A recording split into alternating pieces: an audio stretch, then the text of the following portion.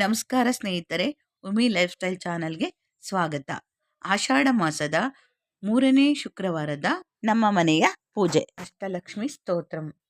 ಸುಮನಸ ವಂದಿತ ಸುಂದರಿ ಮಾಧವಿ ಚಂದ್ರ ಸಹೋದರಿ ಹೇಮಮಯೇ ಮುನಿಗಣ ವಂದಿತ ಮೋಕ್ಷ ಪ್ರದಾಯಿನಿ ಮಂಜುಳ ಭಾಷಿಣಿ ವೇದನುತೆ पंकजवासिनी देवसुपूजित सद्गुण वर्षिणि शांतियुते जय जय हे मधुसूदन कामिनी आदिलक्ष्मी सदा पालय माम्. अयि कलिकल्मषनाशिनि कामिनि वैदिकरूपिणि वेदमये क्षीरसमुद्भव मङ्गलरूपिणि मन्त्रनिवासिनि मन्त्रनुते मङ्गलदायिनि अम्बुजवासिनि देवगणाश्रित पादयुते जय जय हे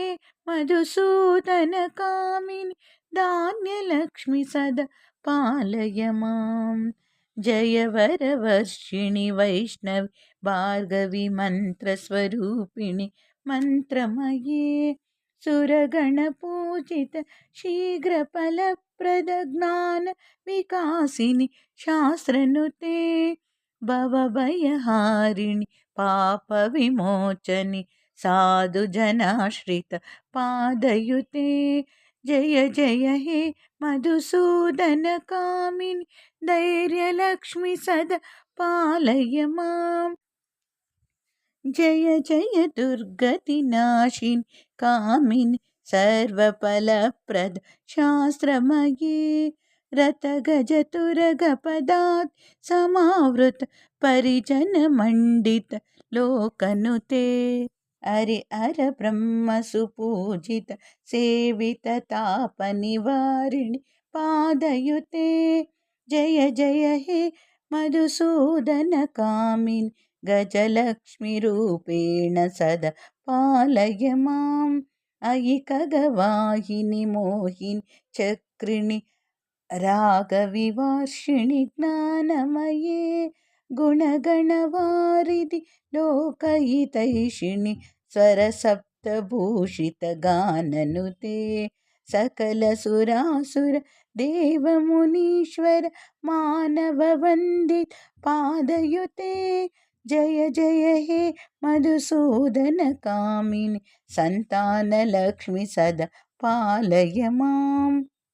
कमलासिनि सद्गुणदायिनि ज्ञानविकासिनि ज्ञानमये अनुदिनमर्चित कुङ्कुम दूसर भूषित वासित वाद्यनुते कनकधरास्तुति वैभव वन्दित शंकर देशिक मान्य पदे जय जय हे मधुसूदन कामिनि विजयलक्ष्मी सदा पालय माम्.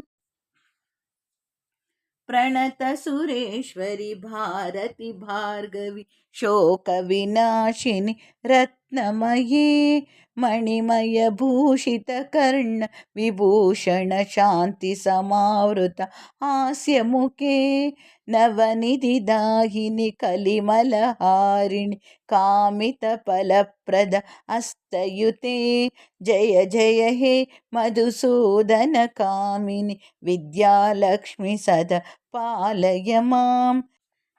दिमि दिमि दिं दिमि दिं दिं दुन्दुभिनाद सम्पूर्णमये गम गम गम गम गम गम गम गम गम शङ्खनिनाद सुवाद्यनुते वेद पुराण इतिहास सुपूजित वैदिक मार्ग प्रदर्शयुते जय जय हे मधुसूदन कामिनि धनलक्ष्मी रूपेण सदा पालय माम्.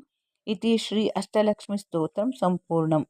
ಸ್ನೇಹಿತರೆ, ನಿಮಗೆ ಈ ವಿಡಿಯೋ ಇಷ್ಟವಾದಲ್ಲಿ ಸಬ್ಸ್ಕ್ರೈಬ್ ಮಾಡಿ, ಶೇರ್ ಮಾಡಿ, ಕಮೆಂಟ್ ಮಾಡಿ, ಲೈಕ್ ಮಾಡಿ. ವಂದನೆಗಳು ಸ್ನೇಹಿತರೆ.